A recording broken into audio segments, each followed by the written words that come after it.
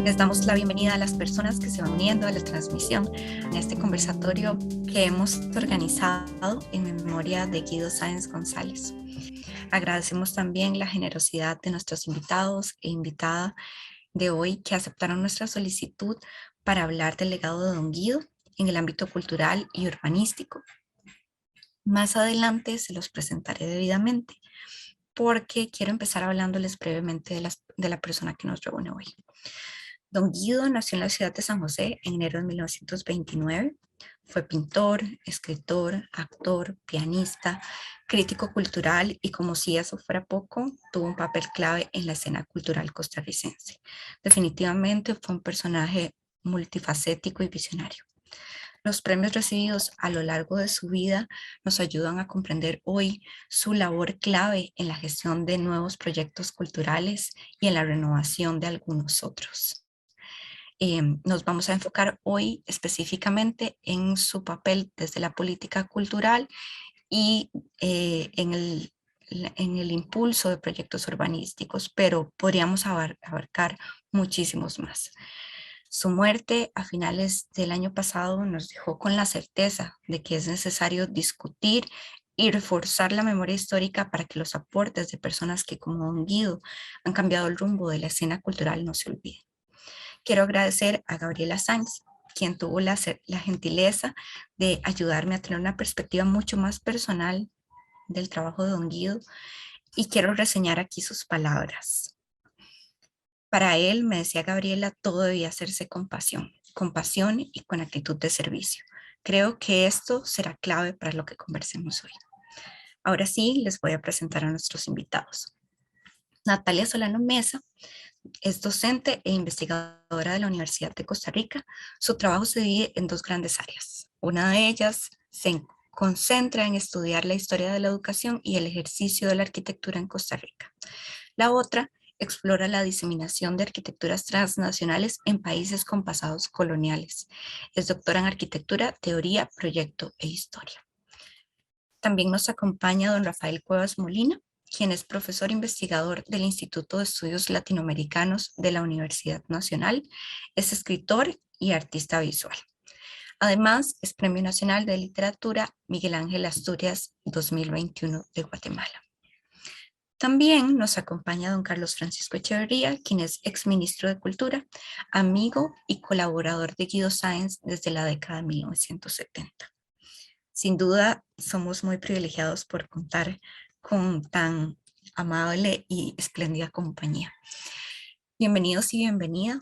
Muchas gracias por estar aquí con nosotras hoy.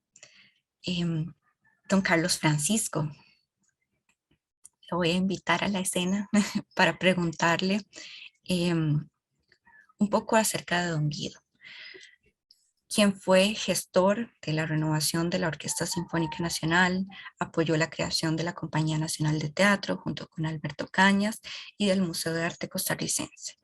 ¿Cuál era el contexto de promoción de las artes previo a la gestación de esas instituciones? ¿Cómo fue su gestación y cuál es el lugar de estas instituciones en la encrucijada actual? Adelante. Bueno, muchísimas gracias en primer lugar por la invitación y por la compañía de tanta gente que se ha reunido aquí. A ver, tal vez habría que comenzar por decir que Guido fue una persona con una formación muy sólida en todas esas áreas en las que intervino. Comenzando por la música, él era en realidad su profesión. Guido estudió piano clásico en el Conservatorio de Boston, una de las mejores escuelas de música, del mundo. Durante varios años no pudo terminar la carrera porque tuvo que venirse a Costa Rica para hacerse cargo de la empresa familiar por problemas de salud del papá de él, de don Adolfo. Pero sí era un pianista realmente notable. Perfectamente pudo haber hecho una carrera como pianista clásico. Eso por el lado del piano. En el ámbito teatral, pues fue actor del grupo pues, más estable en el ámbito privado que tuvo Costa Rica en todos aquellos años.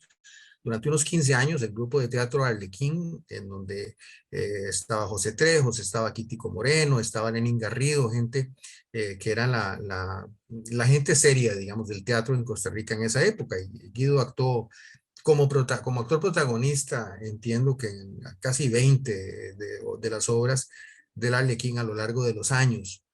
Y finalmente él se crió en un hogar en donde las artes plásticas eran muy importantes. La mamá, doña Luisa, era una de las pintoras más importantes de la generación llamada nacionalista, de la generación que afloró en la escena nacional en la década de 1930 con los salones nacionales, etcétera. Entonces, formaba parte de la vida familiar la presencia de artistas como Teodorico Quirós, Paco Amiguetti, Francisco Zúñiga, Manuel de la Cruz González. Todo ese grupo se movía mucho en torno a esa familia. De tal manera que cuando llegó el momento en que Guido ingresó en el servicio público con la administración Figueres Ferrer en 1970, era una persona que ya traía un bagaje y una formación muy sólida en esos campos. En el de la música, que fue el primero que abordó para hablar de lo que me pregunta usted, Priscila, en relación con las transformaciones que hizo, Guido venía de una ciudad en la cual se escuchaba y se escucha, por supuesto, hasta la fecha, música de una gran calidad, orquestas y solistas internacionales. Y claro, cuando él regresa a Costa Rica, él realmente se preocupa mucho por la calidad tan baja que tenía en aquel momento nuestra orquesta sinfónica. Era una orquesta relativamente pequeña, eran 40 y pico atriles músicos. Pocos de ellos eran músicos, digamos, de tiempo completo. Había algunos que eran buenos y talentosos, pero la gran mayoría eran gente que tenía otros oficios y que digamos, tenía la interpretación musical como algo adicional en su vida. Era una orquesta malita, y lo digo con respeto por los músicos que estoy seguro que cada cual hacía lo mejor posible, pero Guido siempre contaba una anécdota de cuando vino a Costa Rica Philippe Antramont, un pianista francés muy famoso de la época, y que Antramont le dijo, después de tocar acompañado por aquella orquesta, vieja orquesta sinfónica de los 60, le dijo, mire, don Guido, yo he tocado con orquestas sinfónicas malas en muchos lugares, pero esta de ustedes realmente se sale de la clasificación, ¿verdad? No la puedo clasificar. Era un panorama realmente muy malo. Y entonces Guido hizo una cosa, con el apoyo de don Pepe Figueres, que, a ver, para ubicarnos en lo que sería hoy, porque esa es parte de la pregunta, imagínense que alguien llega comenzando un gobierno, como está comenzando un gobierno ahora, y despide a todo el personal técnico de una institución en la cual esos técnicos han trabajado, no sé, 15, 20 años, los despide a todos o a prácticamente todos y contrata o trae jóvenes técnicos extranjeros para que ocupen esos puestos. O sea, eso realmente yo creo que hoy sería, pues, inconcebible, probablemente, y solo fue posible, primero por la audacia de Guido Sáenz y luego por el respaldo que le dio don Pepe Figueres, porque por supuesto que hubo movimientos de protesta ¿verdad? Una serie de acciones de gente indignada por aquello de que se despidiera a músicos que tenían tantos años de trabajar en la orquesta y se trajera a muchachos jóvenes, europeos, norteamericanos. Algunos de ellos eran del Cuerpo de Paz o de ese tipo de cosas, pero que eran músicos profesionales de altísimo nivel y que vinieron a integrar la nueva orquesta sinfónica y al mismo tiempo a dar clases a niños que quisieran aprender a tocar instrumentos en la Orquesta Sinfónica Juvenil. Entonces eso fue realmente una revolución musical de la cual el propio Guido escribió, es algo un fenómeno muy conocido. Muchos de los músicos, de los buenos músicos que tenemos hoy en día, eran de aquellos niños que entraron en lo que se llamó en la Orquesta Sinfónica Juvenil, de tal manera que eso, digamos, eso en cuanto a esa transformación. No quiero extenderme demasiado, pero el caso en el teatro en realidad el papel de Alberto Cañas como ministro fue digamos, el protagónico, aunque por supuesto Guido como viceministro de Cultura lo respaldó y lo aprobó, lo colaboró en todo lo posible.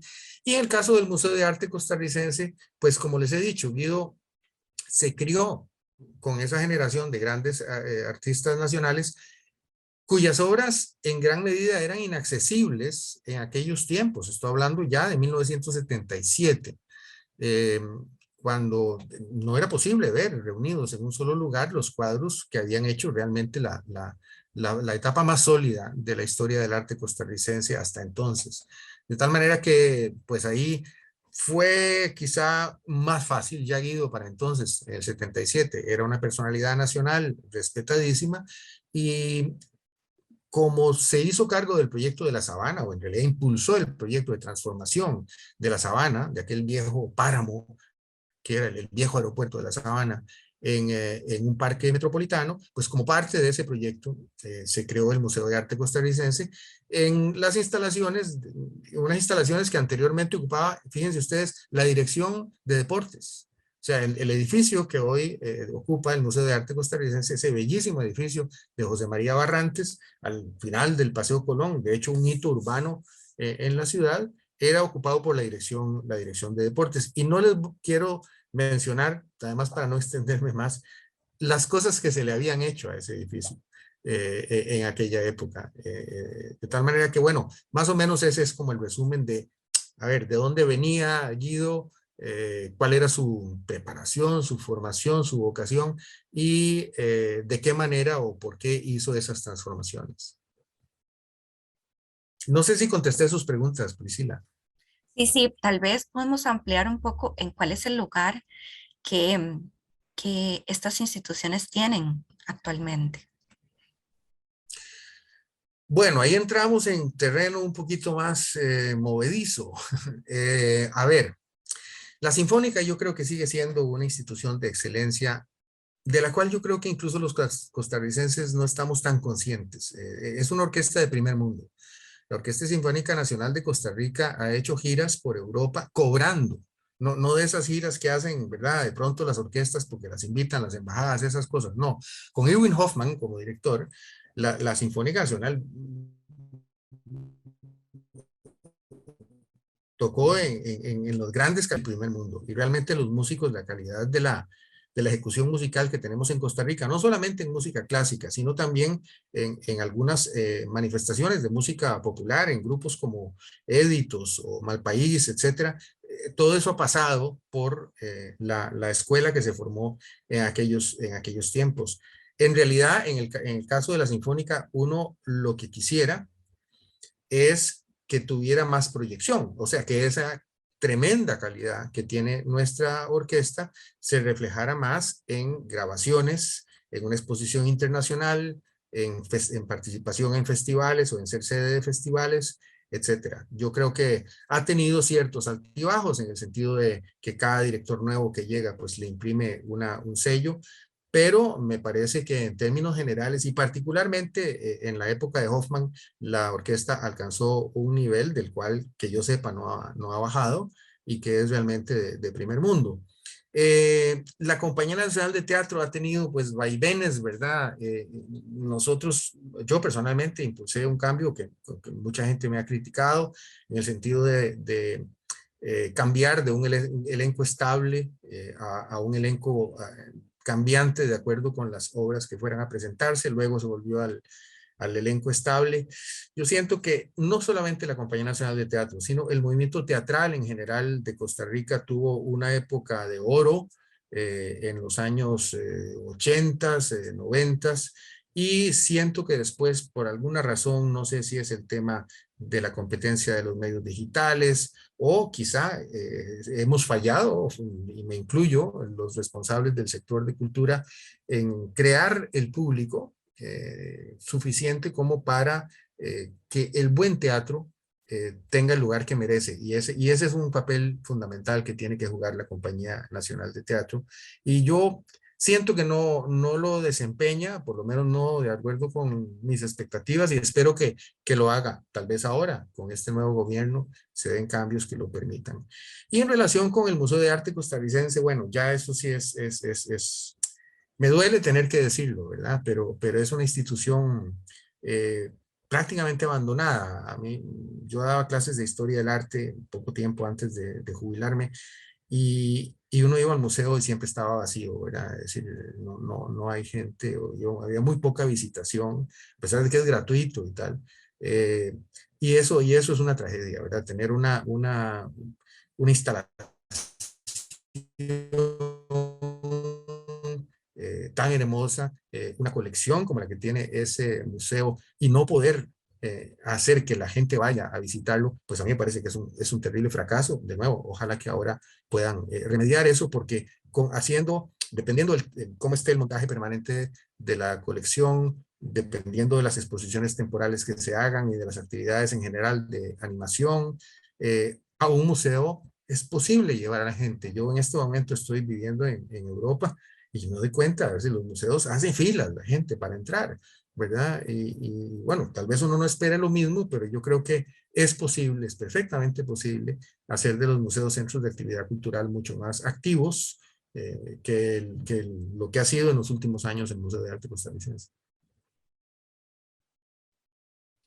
Muchas gracias, don Carlos Francisco. Sí, yo sé que estábamos poniéndolos en una encrucijada con algunas consultas que les hacíamos, pero creo que es súper interesante tener la posibilidad de discutir esto a la luz del trabajo de su gestor también, ¿verdad?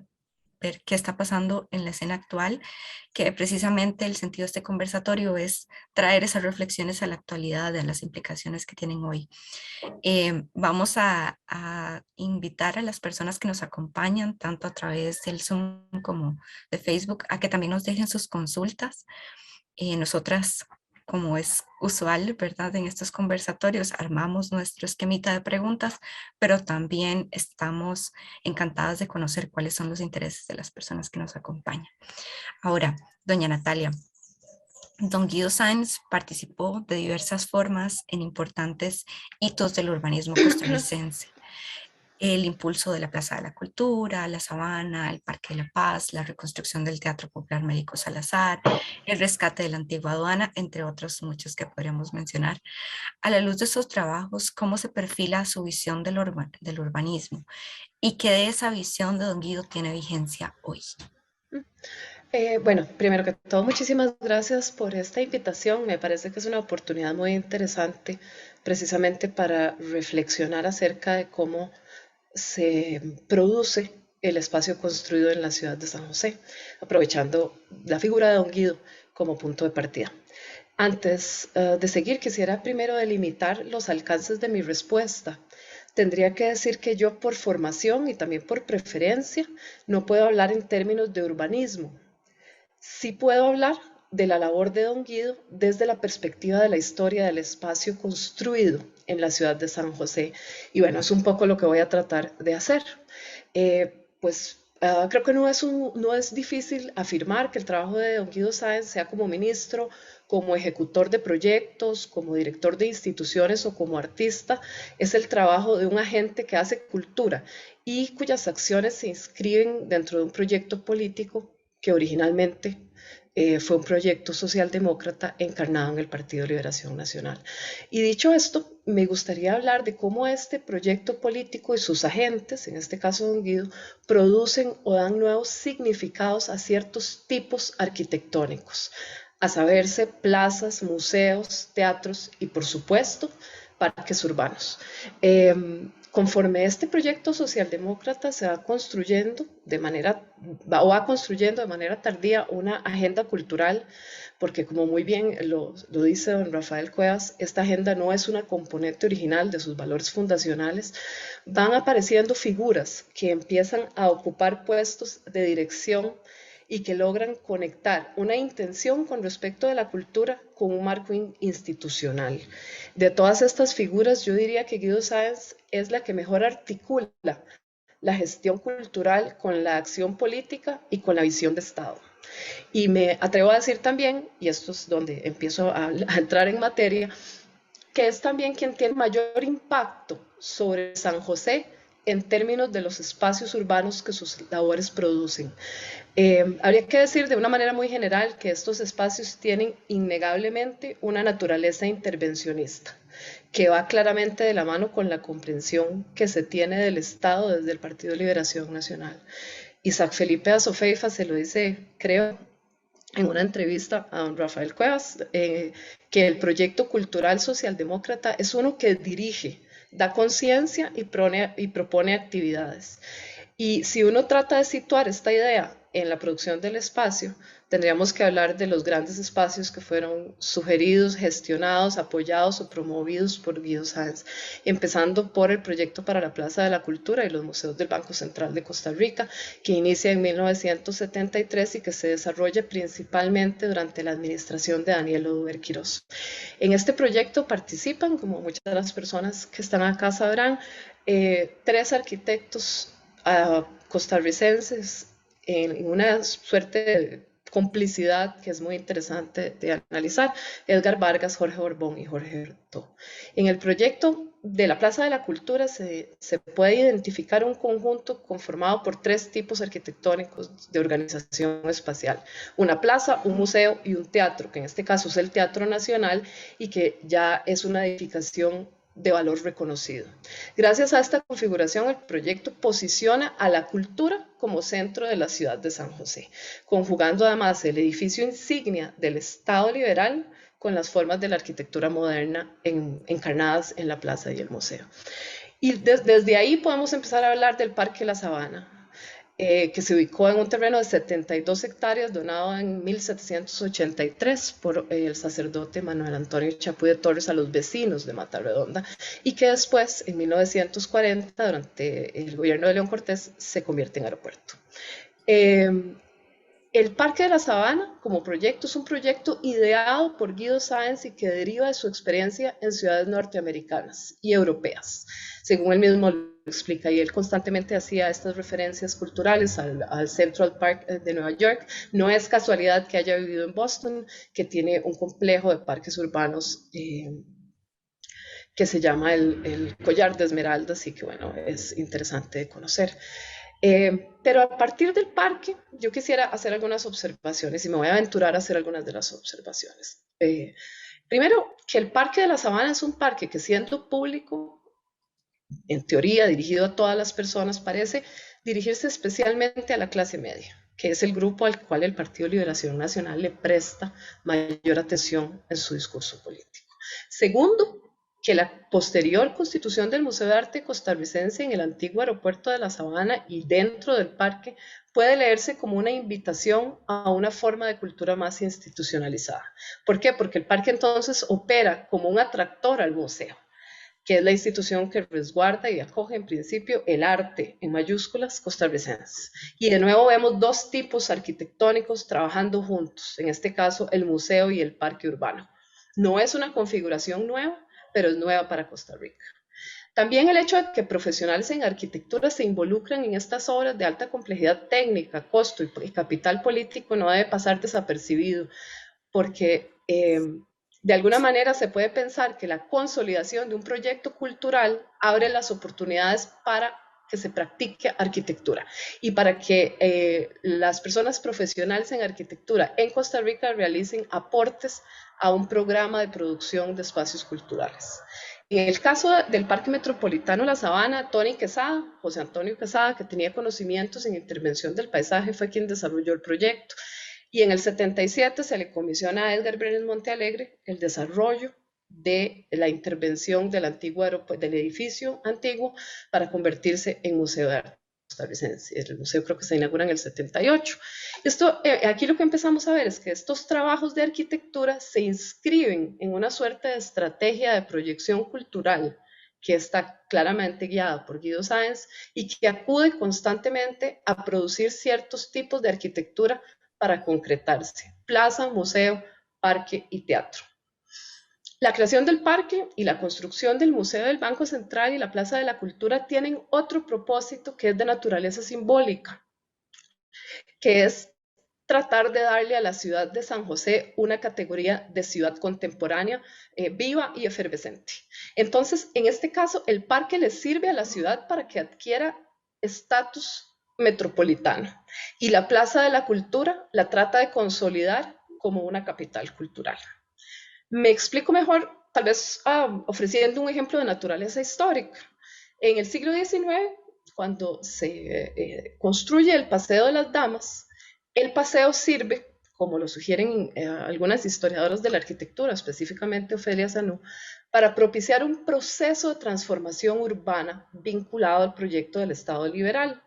Y este proyecto acarrea en su configuración una serie de valores acerca de cómo se disfruta, acerca de cómo se pasea en la ciudad, acerca de cómo se ejecuta la vida pública y pues también tienen un trasfondo moral.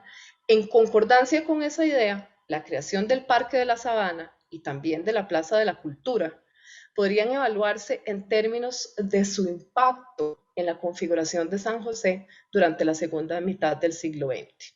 Cabría preguntar cómo su extensión, su escala, el programa de actividades que proponen y su organización se instalan en la ciudad, acarreando una propuesta en cuanto a cómo es que ésta se usa y se vive. Y bueno, para ir cerrando ideas, quisiera decir que la labor de Guido Sáenz en este periodo obliga desde mi perspectiva también a ponerle atención a la administración de Daniel Oduber Quirós en cuanto a su agenda de producción de espacio público y de conjuntos de edificios institucionales orientados a la cultura. Este es un estado que literalmente abre espacio para la vida pública de las personas que habitan la ciudad. Este es un espacio que tiene acceso a tierra y voluntad política para intervenir haciendo uso de esa tierra. Es un estado que produce un tipo de paisaje, que es el parque, que aparece por primera vez en la ciudad. Un parque urbano de gran extensión, estoy hablando de la sabana claramente, y que se diferencia de los parques de cuadra que existían en el centro de la ciudad. La Plaza de la Cultura, es una superficie que articula la actividad de la ciudad. Y parece que esta es una administración en la que la figura de Guido Sáenz logra apostar por grandes composiciones a nivel de ciudad para consolidar y evidenciar una agenda política cultural que se convierte también, aunque por un corto periodo desafortunadamente, en una agenda de trabajo para quienes practican arquitectura. Don Arnoldo Mora, exministro de Cultura, cuando escribe acerca de don Guido, habla de la consolidación de un estado cultural que se logra gracias a la labor de don Guido y de las personas que con él colaboran. Yo hablaría también de un estado que abre espacio para el ejercicio de la arquitectura en apego a un proyecto político. Ahora, otro tipo de apuesta puede identificarse cuando bajo el gobierno de Óscar Arias Sánchez inicia la gestión para construir el Parque de la Paz en el distrito de San Sebastián, en San José. Este es un parque prometido a un sector de la ciudad con otra historia social y otra condición económica, a la población que vivía, digamos, en las inmediaciones de la sabana. Su construcción implicó la compra de terrenos y la venta de bonos del Estado, creo que son bonos de la caja, para su financiamiento.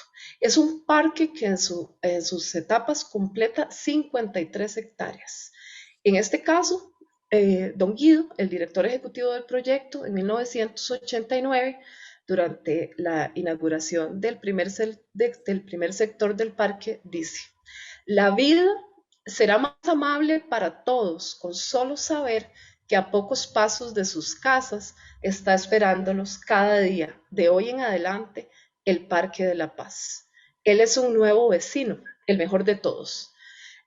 Por otro lado, don Óscar Arias Sánchez articula en el mismo día la creación del parque con el metadiscurso de su primera administración, apelando directamente a la dupla paz y naturaleza como una condición que se ofrece a través del parque a la juventud del sector sur de la capital.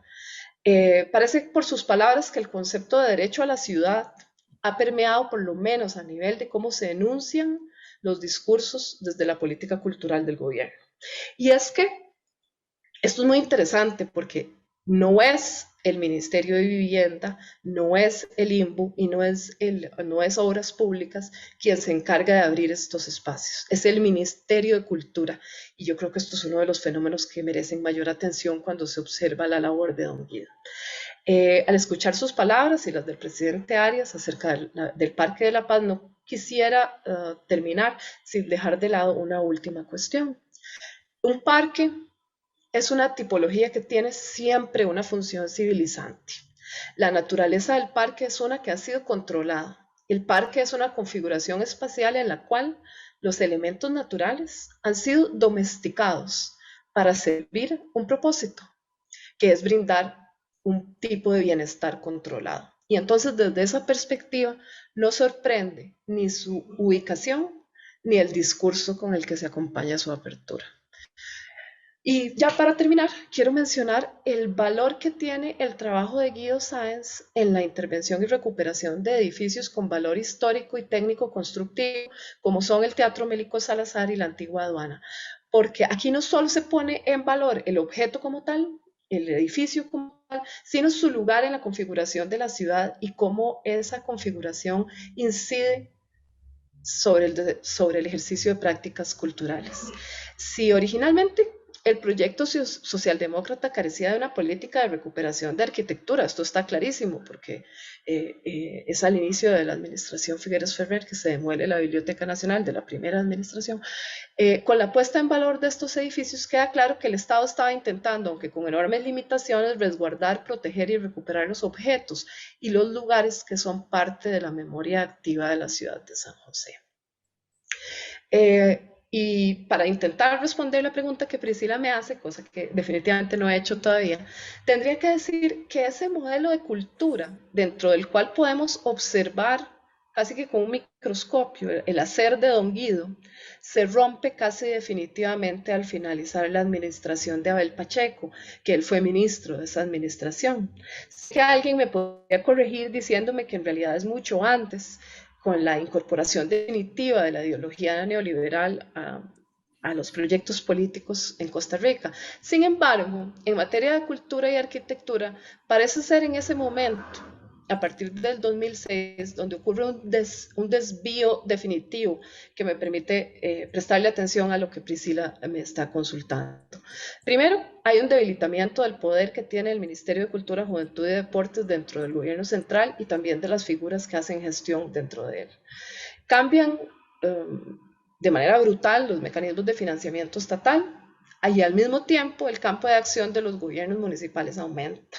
Eso quiere decir que el gobierno central ya no tiene la misma capacidad para ejecutar proyectos de transformación de espacio público como si lo tuvo en la época en la que Don Guido estuvo activo como gestor cultural. Aparecen además actores transnacionales que imponen nuevas dinámicas de uso del espacio y el sector inmobiliario local responde formulando proyectos que replican tipologías propias del espacio público en el espacio privado. Y además, y esto es también muy interesante, surgen y se consolidan los colectivos urbanos y las organizaciones no gubernamentales que tienden a querer reemplazar el papel del Estado en la gestión cultural. Proponen una agenda de intervención o recuperación del espacio público que está mediada o determinada por colaboraciones público-privadas. Y por último, y que esto tal vez es lo que a mí desde mi lugar de trabajo interesa más, es la incorporación de una visión corporativizada de la gestión de la cultura y del espacio de la ciudad, que inicia y puede trazarse de manera clara a la segunda administración de Óscar Arias Sánchez y que se consolida de manera definitiva con el gobierno de Carlos Alvarado, en el que se puede identificar en sus propuestas ya una tendencia a la corporativización del papel del Estado en la promoción de la cultura. Para ponerlo en términos de lo que nos trae aquí hoy, si en los años 70 figuras como Guido Sáenz promovieron e intentaron consolidar un centro cívico para la ciudad de San José, ya para los últimos 4 años esta idea no solo se diluye, sino que desaparece definitivamente para darle campo a la ciudad gobierno, que es un proyecto de ciudad corporativa que se ubica, y esto no deja de ser una paradoja, en los barrios del sur, en los predios que son propiedad del Ministerio de Obras Públicas y Transportes. La ciudad gobierno no es una vecina, como decía don Guido Sáenz acerca del Parque de la Paz, sino que materializa los valores de un Estado corporativo que además acoge la estética y la dinámica organizacional de la compañía transnacional. Y esto yo creo que es algo que podría servir para analizar este cambio de política cultural, pero también para poder medir las labores y los aportes de figuras como don Guido Sáenz a la producción del espacio construido. Y creo que por ahí tendría que terminar. Muchas gracias, Natalia. Súper interesante su abordaje. Muchas gracias por la precisión también desde el inicio. Em, Volveremos, creo que a esta conversación con algunas preguntas que nos han surgido por ahí. Voy a darle paso a don Rafael, a quien, bueno, le queremos consultar un poco sobre los aportes de don Guido Sáenz en su rol como viceministro y posteriormente como ministro en dos ocasiones, en los 70 y en los 2000, que ya adelantaba Natalia. Y qué de su visión, estilo y aportes deberíamos tener presentes en el ejercicio de la gobernanza de la cultura hoy, sobre todo específicamente en la antesala de una nueva administración gubernamental. Priscila, muchísimas gracias. ¿Se me escucha bien? Sí, escuchamos bien. Bueno, perfecto. En primer lugar, quiero expresar mi beneplácito por estar aquí con esta compañía, no solo con quienes se están exponiendo ahora. Brillante la exposición de Natalia. Muchas gracias, Natalia.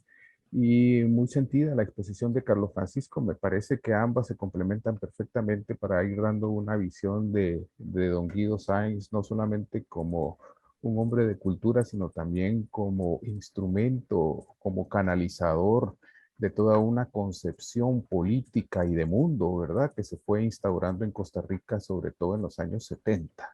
Así que para mí, poder participar acá, pues es un gran gusto. Además, veo entre el público aquí presente a mucha gente conocida, gente que aprecio.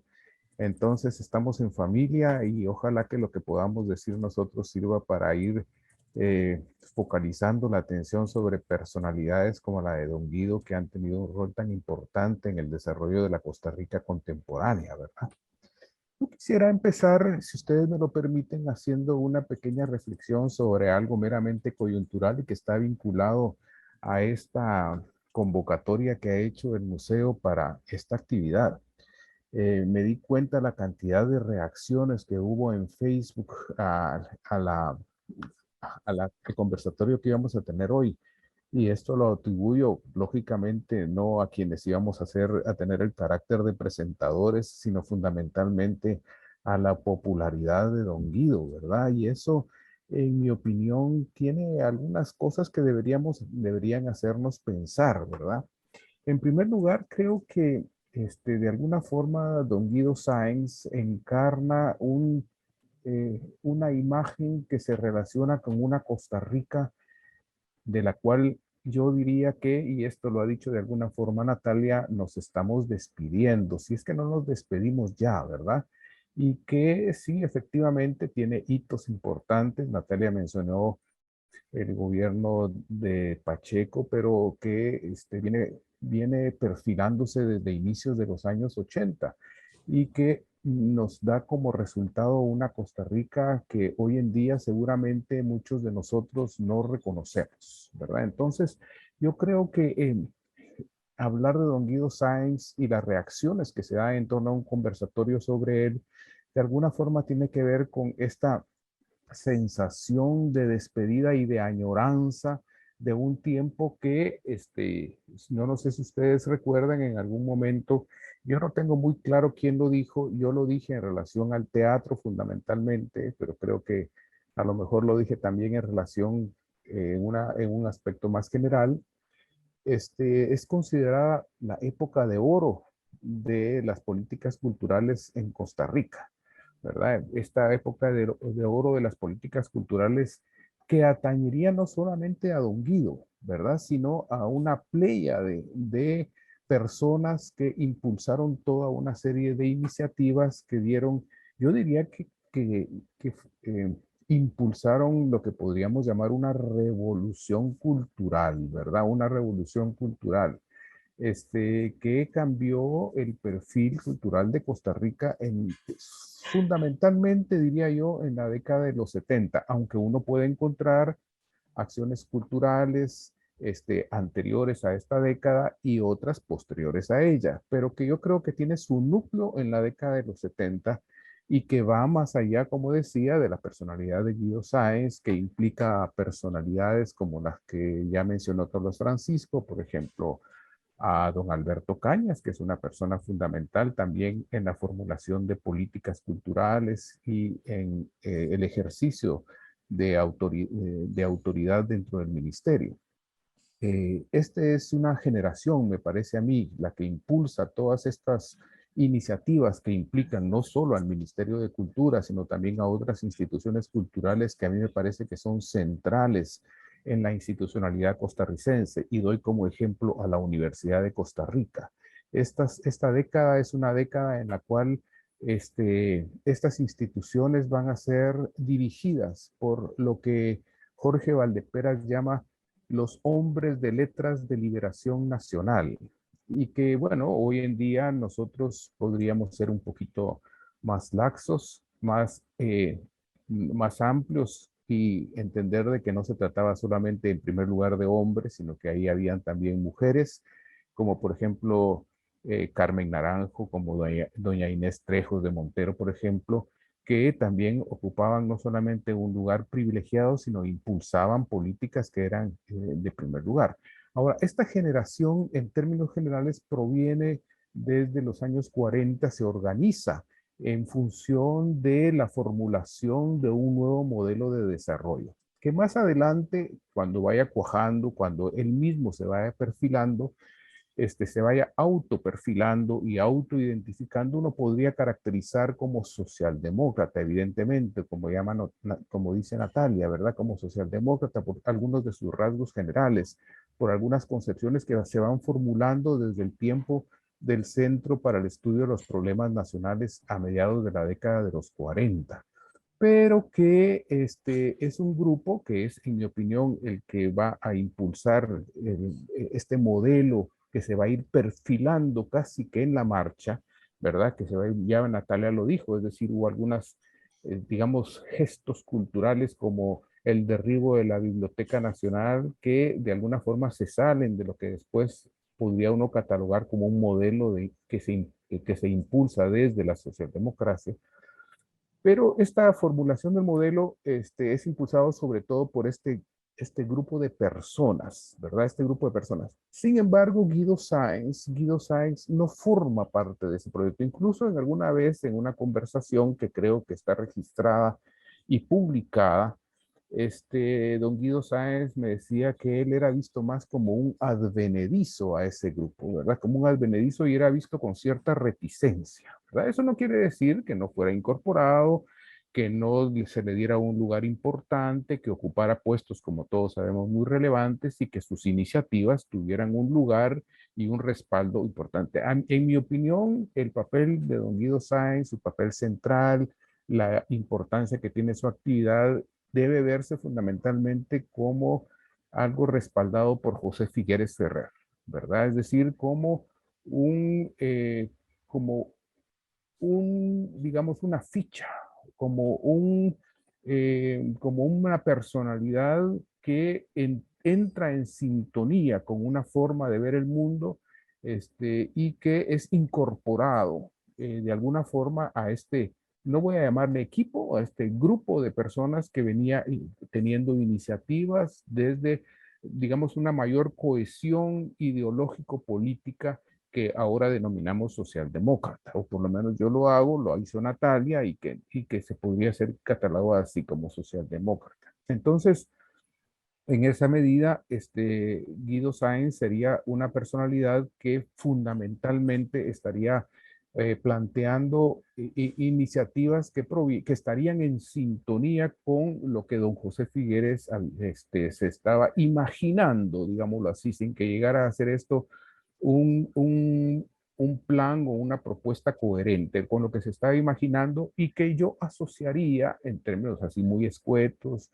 eh, con lo que dice don José Figueres en una entrevista que le dio a la revista de la OEA, en la cual él dice, no son las palabras exactas, ¿verdad? Pero digamos el sentido es el siguiente. Dice, Nosotros tenemos la perspectiva, dice, de esta entrevista debe haber sido dada en los años, inicios de los 70, yo no voy a decir en el 70, 71, 72, en ese periodo. Dice, nosotros tenemos una perspectiva positiva de desarrollo hacia el futuro. Pero, dice él, yo no quisiera que tuviéramos una sociedad desarrollada pero vulgar, ¿verdad? ¿Qué quiere decir esto? Que se está concibiendo que el desarrollo debería tener un complemento, debería ir creando un ser humano que no solamente satisfaciera sus necesidades materiales, sino que al mismo tiempo pudiera formar, pudiera forjar una personalidad social y cultural que le hiciera sensible, seguramente con valores humanistas y que permitiera formar un ser humano integral. Entonces, en esa dimensión, la cultura tiene un papel muy importante. Ahora, yo creo que en esa medida, entonces, don Guido Sáenz, forma parte de ese proyecto que de alguna forma estaba en consonancia, ¿verdad? Con ese grupo de intelectuales que venían ya trabajando o pensando o teniendo algún tipo de iniciativas desde años anteriores y con lo que planteaba don José Figueres, ¿verdad?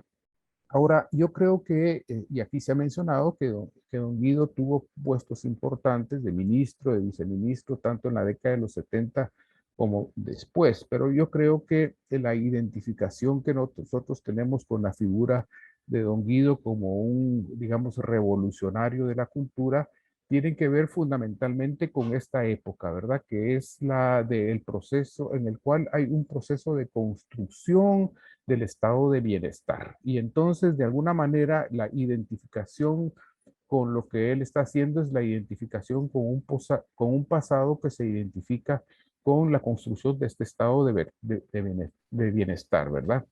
Es un periodo en el cual la cultura es entendida fundamentalmente como bellas artes. A partir de inicios de la década de los 80 va a haber un cambio en ese sentido.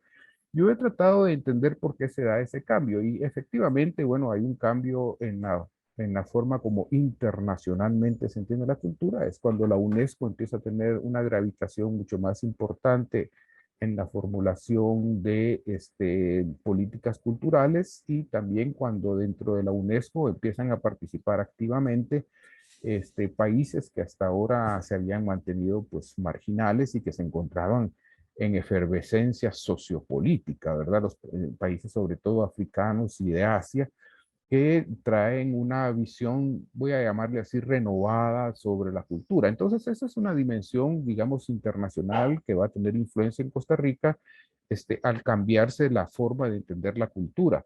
Pero por otro lado, también en el país se van a dar una coyuntura política en la cual nuevos grupos llegan al poder llegan al gobierno y tienen necesidad de establecer una nueva legitimación en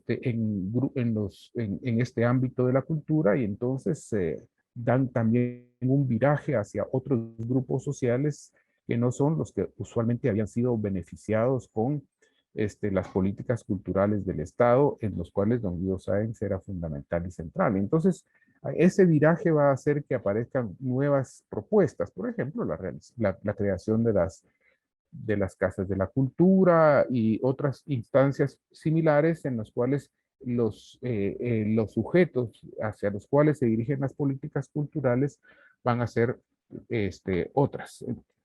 Por eso mismo es que en las intervenciones más importantes que en el ámbito de la cultura va a tener la actividad de don Guido va a estar dirigido hacia aquellos espacios en los cuales se cultivan las bellas artes, ¿verdad? No es casual que don Guido haya impulsado esa reforma, o voy a utilizar este término que ya he repetido varias veces, de esa revolución cultural en la música sinfónica costarricense, ¿verdad? Que va a ser efectivamente, como lo dijo Carlos Francisco, todo un trauma dentro del campo cultural costarricense.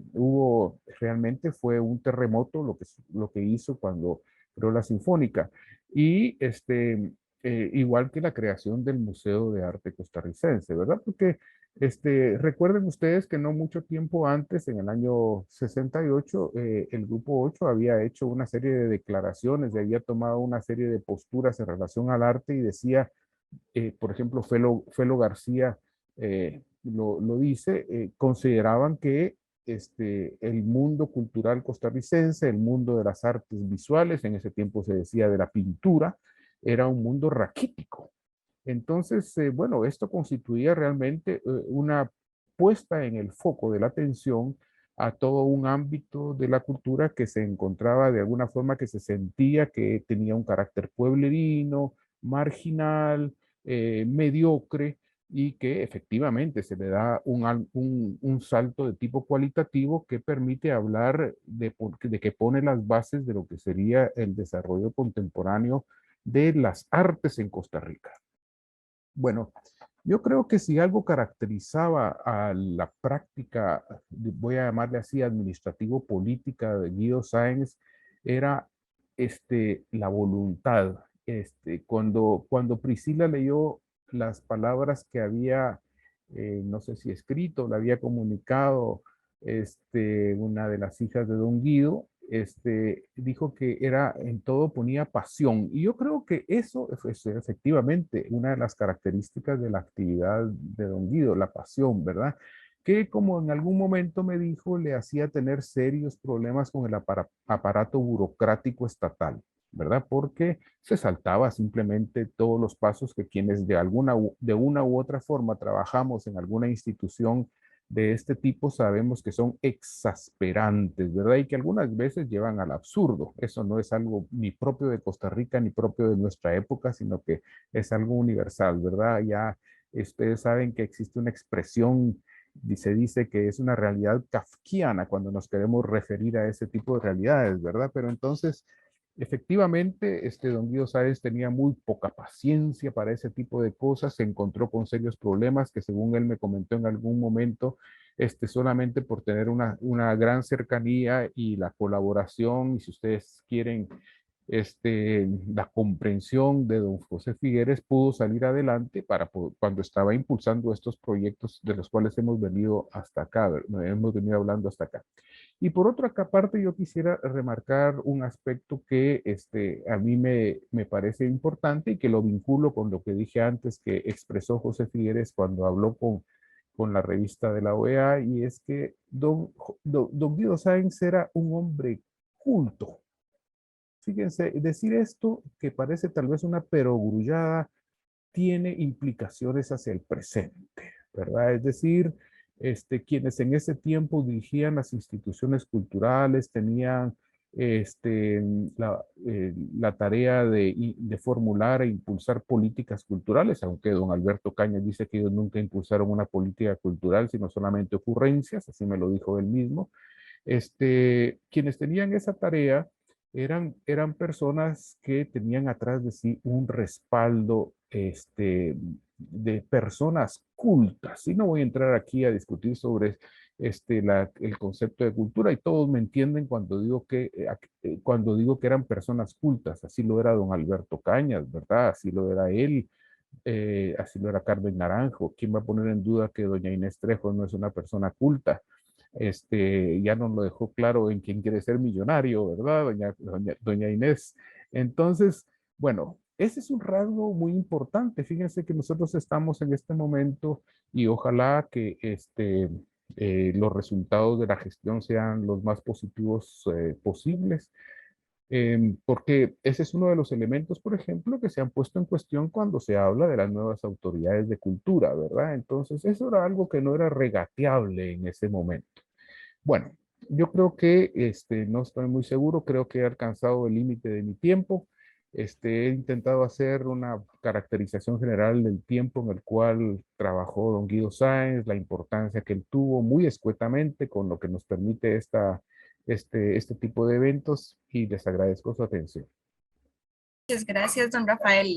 Ha sido, creo que, un muy buen cierre de las reflexiones previas y tenemos algunas consultas que quisiera traer a colación.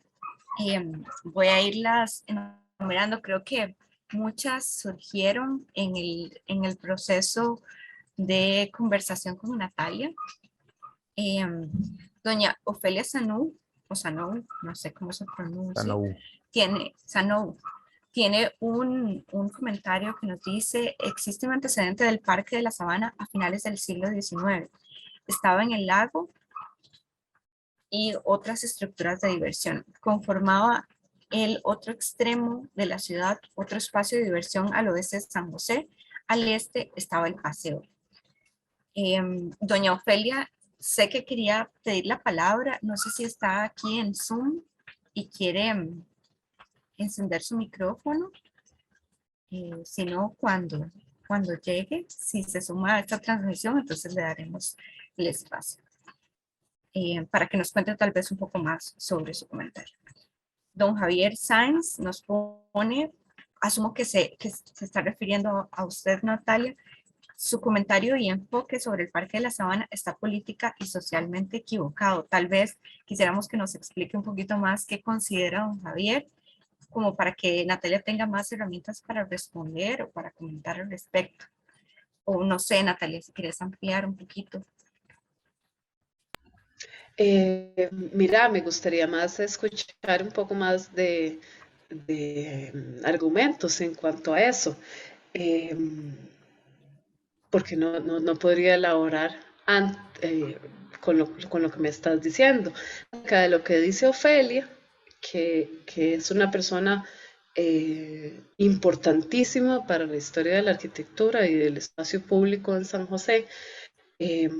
Claro, a ver, el territorio que hoy ocupa el Parque de la Sabana, que fue donado por Chapuí en 1780 y algo, es un territorio que siempre se usó y que siempre se utilizó como espacio de recreación. Más bien, cuando la administración de León Cortés inaugura el aeropuerto, se pierde ese espacio porque las reglas de aviación impiden y obviamente entran en conflicto con que se use ese territorio como un espacio de recreación. Y con la Sabana, con la constitución del Parque Metropolitano de la Sabana, lo que ocurre es la institucionalización de ese espacio de recreación, que además se interviene y es intervenido por un arquitecto, que es Tony Quesada, que tiene conocimientos en arquitectura de paisaje. Entonces, en verdad, más o menos, esa es una cuestión que sería importante conocer. Este territorio, estas 72 hectáreas del Parque La Sabana, tuvieron múltiples usos y vean que además en el tiempo, si se hace un timeline, podemos ver que en el 20 y algo se construyó el Estadio Nacional, después los campos de tiro, etcétera, etcétera. Es un espacio que siempre ha servido como espacio de recreación. Muchas gracias, Natalia, por ampliar. Yo estoy aquí viendo un súper aguacero, por si escuchan el ruido de fondo. Don Rafael, vi que quiere ampliar también. Adelante. Muchas gracias, Priscila. No, yo solamente quería decir con respecto a ese comentario que se hizo muy escueto sobre lo que dice Natalia, que yo precisamente una de las cosas más valiosas que encuentro en lo que ella expuso fue cómo traduce lo que son las políticas generales de ese periodo al aspecto particular y concreto del urbanismo y la arquitectura. Y yo les voy a ser muy sincero, es algo en lo cual, pues no quiero decir que no había pensado, pero que nunca he trabajado y y que no conozco otros trabajos que de alguna forma expresen lo que ella está diciendo acá. A mí me parece muy relevante. Uno podría eventualmente, no digo que yo lo esté, estar en desacuerdo en que el proyecto ideológico político de tal tipo encuentre expresión, pero ese esfuerzo por traducir la dimensión de lo teórico, de lo ideológico, de lo político en el ámbito de los proyectos de carácter urbanístico y estructural me parece un esfuerzo muy importante que a mí personalmente, si es que ella ha escrito otros textos, me gustaría mucho conocer. Gracias, Rafael y Priscila, si me permitís, tal vez para encadenar esto que Rafael está diciendo. la producción de espacio público es siempre una acción política.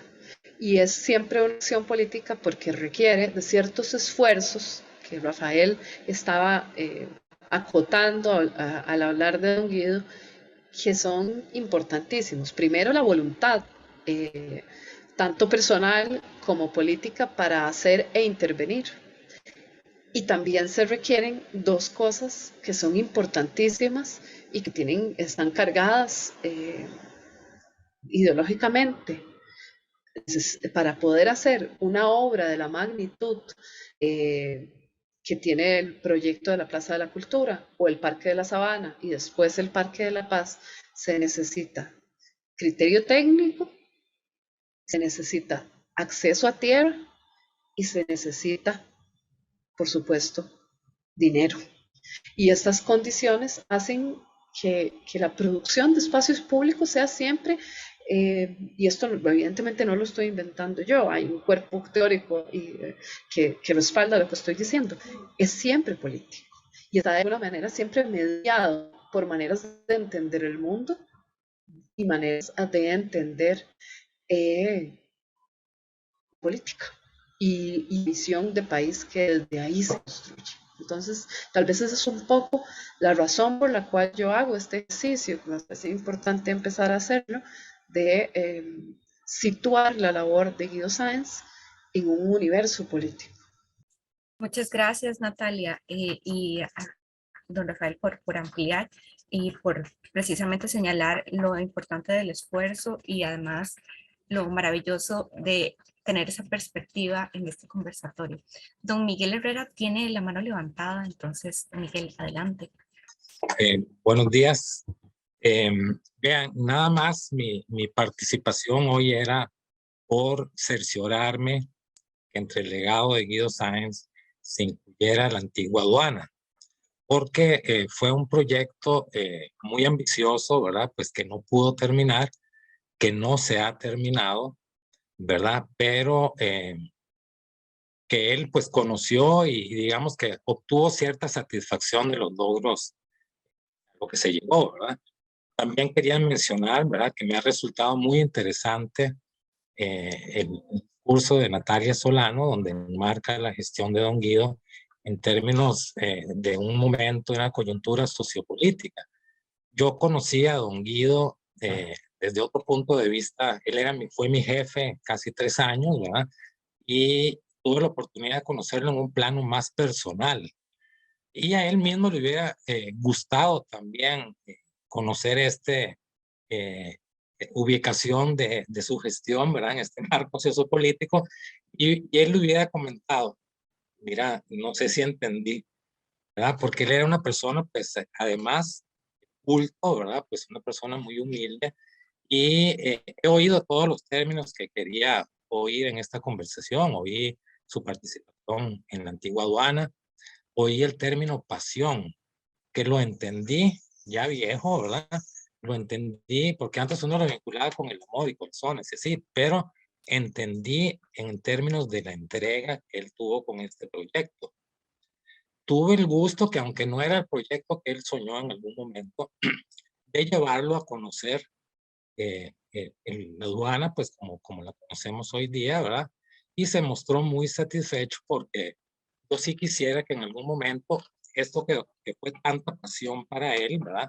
Fuera reconocido. Yo considero que no ha sido reconocido por las administraciones posteriores y la ejecución de lo que se ha hecho fue porque él tuvo, digamos, la visión, pues, de comprometer el proyecto con las autoridades que le siguieron, ¿verdad? Pero lo conoció, sabe, él vio su semilla sembrada. Yo estoy seguro que en algún momento germinará, que no lo ha hecho porque no ha sido descubierta la aduana. Y, y fue muy interesante porque el día que lo llevé a conocer la aduana, de regreso pasamos a conocer la construcción del Estadio Nacional, ¿verdad? Que él se había, pues, de alguna manera opuesto que fuera hecho ahí, y nos metimos hasta donde nos sacaron por no tener casco, ¿verdad? Pero fue muy interesante. Yo lo conocí en otro plano y pues qué dicha que participé pues para oír tanto el curso de Natalia como de Rafael Cuevas, ¿verdad? Que me ha resultado muy interesante, ¿verdad? Porque yo pues tuve el privilegio de durante 3 años pues, de estar muy cerca de él. Eso era lo que quería comentar. Muchas gracias, don Miguel, por traer ese testimonio también tan bonito de su experiencia trabajando con don Guido. Don Carlos Francisco tiene la mano levantada, ya se le espacio. Muchas gracias. No, yo solamente quería aclarar un puntito muy, muy concreto que conozco y que ustedes no tienen edad para conocer, entonces se los voy a contar. Y es en relación con el tema de la demolición de la antigua Biblioteca Nacional. Se ha mencionado 2 veces, tanto por Natalia como por Rafael, que se demolió, sí, en efecto, al puro comienzo de la administración Figueres Ferrer en 1970, pero eso se debe a que la administración anterior, la de don José Joaquín Tejos Fernández, le había vendido esa propiedad a Bernard Lines, y este empresario ya había tomado la decisión de demoler y había contratado la demolición. Cuando el recién nombrado ministro de Cultura, el primer ministro de Cultura en la administración de Figueres Ferrer, recién creado el ministerio, se dio cuenta de que el señor Lines pensaba demoler el edificio, don Alberto hizo todo lo posible por hacer un decreto para impedir la demolición dentro del marco legal que existía en aquel momento. No era fácil, pero bueno. Efectivamente hizo el decreto, pero el señor Lines, enterado de que don Beto Cañas iba a hacer ese decreto, procedió a la demolición antes de que se publicara en la Gaceta. Entonces, en realidad, pues sí, hay que reconocer que la administración Figueres, en este caso representada por el ministro de Cultura, don Alberto Cañas, hizo lo posible por detener esa demolición, pero no se pudo hacer a tiempo. Eso era todo. Muchas gracias por la acotación, don Carlos Francisco. Natalia. Muchas gracias a don Carlos Francisco por esa información, pero yo quería hablar un segundo de lo que dijo el señor Miguel Herrera con respecto del proyecto de la aduana y de la recuperación del espacio y de los edificios de la antigua aduana. Y es que este proyecto, así como también la reconstrucción del Teatro Melico Salazar, acarrean una enorme cantidad de conocimiento técnico constructivo, y esto es pues mucho valor para el lugar desde donde yo opero, que es la historia de la arquitectura y del espacio construido, porque no, como decía antes, no son solo edificios que se ponen en valor, sino que la recuperación de estos conjuntos de edificios también implica el desarrollo de conocimiento técnico constructivo. Yo creo que esa es una de las cosas que menos se habla cuando se pone en valor el trabajo de gestión cultural de personas como Guido Sáenz. Era eso. Muchas gracias. Yo voy a leer algunos comentarios que tenemos por ahí también. Don Javier Sáenz nos amplía sobre el comentario previo y nos dice que el Parque de la Sabana nació para ser el pulmón de San José y para Costa Rica, sin importar su calidad social. Gracias. También tenemos varios comentarios de don Jorge Camacho Ruiz, que bueno, que aplaude el trabajo de Natalia, nos dice, brillante mujer, maneja el tema de cabalidad, qué suerte. También felicita la exposición de don Rafael Cuevas. Don Rono Jiménez nos dice, muy buena actividad, muy buen aporte de Natalia. Georgina Mora nos dice, don Guido Sáenz fue un hombre de una cultura exquisita que llega a la función pública en un momento providencial. La reestructuración de la Sinfónica Nacional era necesaria. Los resultados se aprecian desde hace décadas. Su paso por el Ministerio de Cultura solo beneficios le dejó al país. Un gran hombre apasionado cuando emprendía una empresa sumamente eficiente y que lograba conseguir el apoyo gubernamental que quería. Tenemos varios comentarios más también aquí en el chat de Zoom. Creo que vamos a cerrar con estos comentarios que tenemos acá. Dice Diana Mosheim, de acuerdo con poner en lo que sucede en cultura en su marco político, se entiende mejor el porqué de las decisiones. Felicidades, Natalia. Guido Sáenz, nos dice Carmen Odio, fue una persona irrepetible. Tuvimos la suerte de que llegara en el momento justo con las personas justas y aportó su gran cultura, sobre todo su gran pasión. Bueno, yo creo que se nos ha acabado el tiempo. De verdad, quiero agradecerles mucho a nuestros invitados y a nuestra invitada. Ha sido valiosísimo contar con sus reflexiones aquí. También con sus memorias, en el caso de don Rafael y don Carlos, que lo conocieron. Es muy bonito también tener esa aproximación al lado más humano de la persona que las personas más jóvenes llegaremos a conocer desde los registros, ¿verdad? Y bueno, precisamente en ese sentido, quiero contarles que don Guido Sáenz fue una persona que durante toda su vida tuvo un afán muy minucioso de registro de sus actividades. Asignaba notas a sus archivos personales. Afortunadamente, Gabriela Sáenz, con quien conversé mucho para esta actividad, ha emprendido la tarea titánica de organizar este archivo, recopilando artículos, cartas, fotografías, borradores de escritos y otros documentos que con apoyo de un archivista se encuentran en proceso de inventariar para transcribir al Archivo Nacional.